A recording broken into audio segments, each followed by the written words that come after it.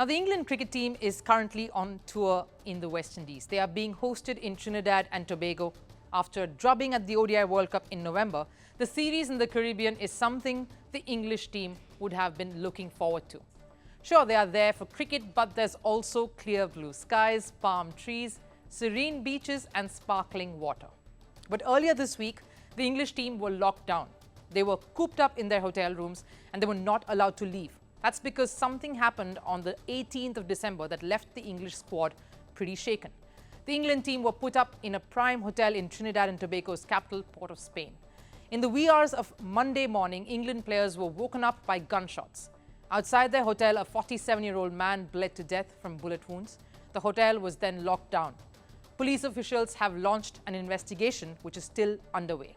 Meanwhile, the England team are continuing with the series. There's still one match to go, but it won't be played in Port of Spain. It was definitely a lucky escape for the cricketers, and it's assuring that they are all safe. This wasn't the first time, though, that a cricket team on tour has witnessed such an attack. Many times, cricket tournaments have been cancelled or called off due to violence. There have even been times when cricket players have been the target of these attacks. The whole world was in shock when terror attacks took place in India's Mumbai. At that time, England were on tour in India and they had to cancel their tour midway. In 2009, Sri Lanka were on tour in Pakistan when their bus was attacked by unidentified gunmen. We all remember that. At least 7 Sri Lankan players were wounded and 6 Pakistani policemen lost their lives. During the 2017 Champions Trophy in England, a bomb blast shook the streets of London. The blast happened just a few kilometers away from the venue where India were playing Pakistan at the Oval. Despite the security lapse, the tournament was allowed to carry on. Another instance of an attack on a cricket team happened when Australia were visiting India in 2017. The Aussie team's bus was hit by a rock in the Indian city of Guwahati. Thankfully, no players were injured and the attacker was arrested immediately. New Zealand saw one of its most gruesome acts of terror in 2019. A gunman opened fire in a mosque, killing many people. At that time, Bangladesh were playing in New Zealand. They had to cancel the series and return home. During England's tour of Pakistan last year, multiple gunshots were heard just a kilometre away from the hotel where the England team was put up. 4 arrests were made and England was given presidential-level security. The most recent incident England have faced is from this week in the West Indies. We already detailed that to you. But here is why this should concern you.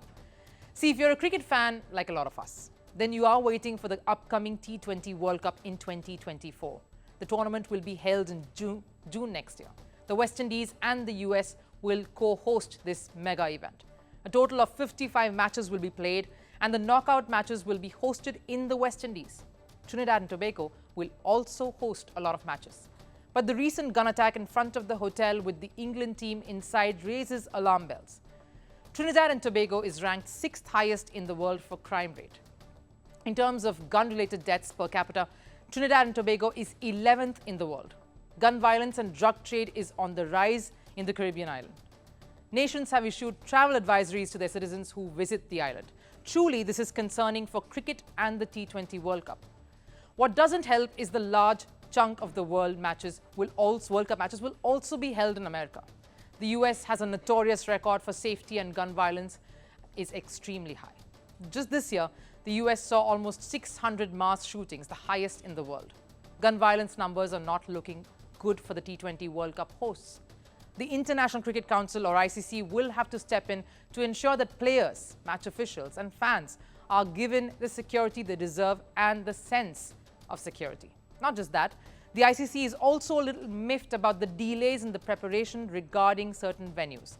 It's been a very slow progress on the various stadiums' readiness for the event.